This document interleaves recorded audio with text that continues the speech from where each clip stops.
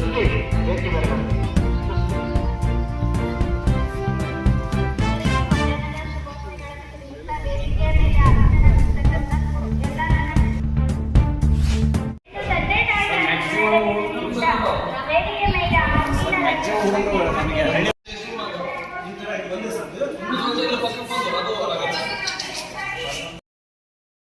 ಈ ವೀಕ್ಷಕರೇ, ಇದು ಕಲ್ಯಾಣ ಕರ್ನಾಟಕ ಕನ್ನಡಿ ಸುದ್ದಿವಾಹಿನಿ. ನಾನು ನಿಮ್ಮ ಅಯ್ಯನಗೌಡ. ನೀವು ನೋಡ್ತಾ ಇರುವಂತಹ ಒಂದು ಪ್ರೌಢಶಾಲೆ ಸೊಪ್ಪಿನ ಕಾಳಮ್ಮ ಬಾಲಕಿಯರ ಪ್ರೌಢಶಾಲೆ ಇದು. ಈ ಪ್ರೌಢಶಾಲೆ ಕಟ್ಟಡ ಅತ್ಯಂತ ಶಿಥಿಲಾವಸ್ಥೆಯಲ್ಲಿದೆ. ಯಾವಾಗ ಬೇಕಾದರೂ ಬಿಡಬಹುದು ಎನ್ನುವಂತಹ ಒಂದು ವ್ಯವಸ್ಥೆಯನ್ನು ತಲುಪಿದೆ. ಇಂತಹ ಕಟ್ಟಡದಲ್ಲಿ ಮಕ್ಕಳು ಜೀವದ ಭಯದಲ್ಲಿ ವಿದ್ಯಾಭ್ಯಾಸವನ್ನು ಮಾಡ್ತಾ ಇದ್ದಾರೆ.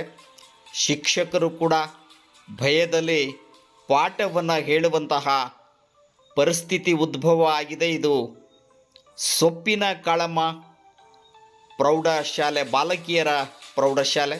ಇದು ಶೌಚಾಲಯ ತಾವು ನೋಡುತ್ತಿರುವಂತಹ ಒಂದು ದೃಶ್ಯ.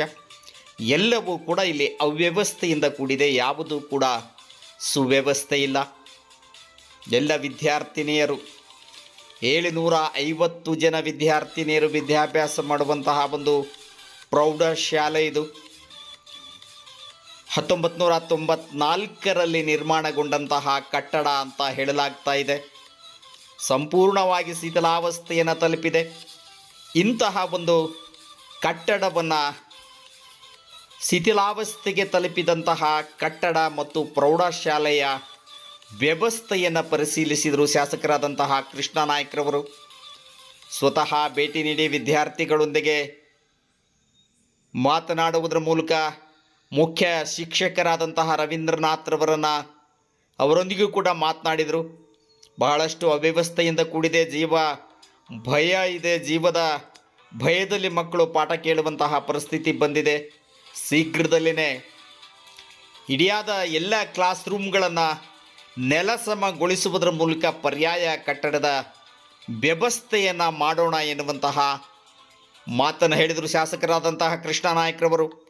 ಇದೇ ಆವರಣದಲ್ಲಿ, ಇದೇ ಕ್ಯಾಂಪಸ್ನಲ್ಲಿರುವಂತಹ ಏನು ಒಂದು ಸೊಪ್ಪಿನ ಕಾಳಮ್ಮ ಪದವಿ ಪೂರ್ವ ಕಾಲೇಜಿಗೆ ಈಗಾಗಲೇ ಕಟ್ಟಡದ ಹಲವು ಶೌಚಾಲಯ ಸೇರಿದಂತೆ ಬೋಧನಾ ಕೊಠಡಿ ನಿರ್ಮಾಣಕ್ಕೆ 1,68,00,000 ರೂಪಾಯಿ ಅನುದಾನವನ್ನು ನೀಡಿದ್ದಾರೆ ಈಗಾಗಲೇ ಶಾಸಕರು. ಈ ಒಂದು ಕಟ್ಟಡದ ಅವ್ಯವಸ್ಥೆಯನ್ನು ನೋಡಿ ಮರುಗಿದ್ರು.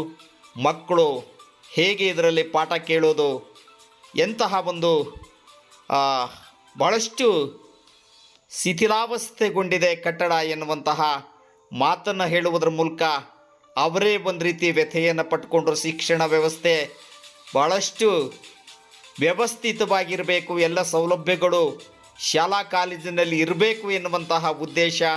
ಅದರಲ್ಲೂ ವಿಶೇಷವಾಗಿ ಇದು ಮಹಿಳಾ ಪ್ರೌಢಶಾಲೆ, ವಿದ್ಯಾರ್ಥಿನಿಯರು ಓದುವಂತಹ ಶಾಲೆ. ವಿದ್ಯಾರ್ಥಿನಿಯರಿಗೆ ಶೌಚಾಲಯ ಮುಖ್ಯವಾದಂತಹ ವ್ಯವಸ್ಥೆ ಬೇಕು, ನೀರಿನ ವ್ಯವಸ್ಥೆ ಬೇಕು. ಆದರೆ ಇಲ್ಲಿ ಯಾವುದೂ ಕೂಡ ಸರಿಯಾಗಿಲ್ಲ ಎನ್ನುವಂತಹ ಅಸಮಾಧಾನ, ಅತೃಪ್ತಿಯನ್ನು ಸ್ವತಃ ಶಾಸಕರಾದಂತಹ ಕೃಷ್ಣ ನಾಯ್ಕರವರೇ ವ್ಯಕ್ತಪಡಿಸಿದರು. ಶೀಘ್ರದಲ್ಲಿ ಇಡಿಯಾದ ಒಂದು ಕಟ್ಟಡವನ್ನೇ ನೆಲಸಮ ಮಾಡುವುದರ ಮೂಲಕ ನೂತನ ಕಟ್ಟಡದ ನಿರ್ಮಾಣವನ್ನು ಮಾಡಿಕೊಡ್ತೀನಿ ಎನ್ನುವಂತಹ ಒಂದು ಭರವಸೆಯನ್ನು ನೀಡಿದರು ಅಲ್ಲಿನ ವಿದ್ಯಾರ್ಥಿಗಳಿಗೆ ಹಾಗೂ ಮುಖ್ಯ ಶಿಕ್ಷಕರಾದಂತಹ ರವೀಂದ್ರನಾಥ್ರವರಿಗೂ ಕೂಡ ಒಂದು ಭರವಸೆಯನ್ನು ನೀಡಿದರು. ಭಾಳಷ್ಟು ನೋವಿನ ಸಂಗತಿ, ಯಾವುದೂ ಕೂಡ ಇಲ್ಲಿ ಸುವ್ಯವಸ್ಥಿತವಾಗಿಲ್ಲ. ವಿದ್ಯಾರ್ಥಿನಿಯರು ಮಲ ಮೂತ್ರ ವಿಸರ್ಜನೆಗೆ ಪರದಾಡುವಂತಹ ಒಂದು ಪರಿಸ್ಥಿತಿ ನಿರ್ಮಾಣವಾಗಿದೆ. ಮೇಲ್ಛಾವಣಿ ಸಂಪೂರ್ಣವಾಗಿ ಕುಸಿಯುವ ಹಂತ ತಲುಪಿದೆ. ಈ ಒಂದು ಕಟ್ಟಡ ನಿರ್ಮಾಣ ಶೀಘ್ರದಲ್ಲಿ ಆಗಬೇಕು ಎನ್ನುವಂತಹದ್ದು ಕೂಡ ನಮ್ಮ ಕಲ್ಯಾಣ ಕರ್ನಾಟಕ ಕನ್ನಡಿ ಸುದ್ದಿವಾಹಿನಿಯ ಒಂದು ವಿನಂತಿ ಕೂಡ ಆಗಿದೆ. ಶಾಸಕರಾದಂತಹ ಕೃಷ್ಣ ನಾಯ್ಕರವರ ಮೇಲೆ ಭರವಸೆ ಇದೆ. ಶಿಕ್ಷಣ ಹಾಗೂ ಆರೋಗ್ಯದ ವಿಚಾರದಲ್ಲಿ ಯಾವತ್ತೂ ಕೂಡ ಅವರ ನಿರ್ಲಕ್ಷ್ಯವನ್ನು ಮಾಡಿಲ್ಲ. ಇದ್ದುದರಲ್ಲಿನೇ ಅನುದಾನದ ಕೊರತೆಯ ಮಧ್ಯೆಯೂ ಕೂಡ ಶಾಲಾ ಕಾಲೇಜುಗಳಿಗೆ ಹೆಚ್ಚಿನ ಅನುದಾನವನ್ನು ನೀಡುವುದರ ಮೂಲಕ ಒಂದು ಸುವ್ಯವಸ್ಥಿತವಾದಂತಹ ಶಿಕ್ಷಣದ ಕಲ್ಪನೆಯನ್ನು ಕಟ್ಟಿಕೊಂಡಿದ್ದಾರೆ. ಕಾದ್ ನೋಡೋಣ. ನೆಲಸಮಗೊಳ್ಳುತ್ತಾ ನೂತನ ಕಟ್ಟಡ ನಿರ್ಮಾಣಗೊಳ್ಳುತ್ತಾ ಈ ಪ್ರೌಢಶಾಲೆಯ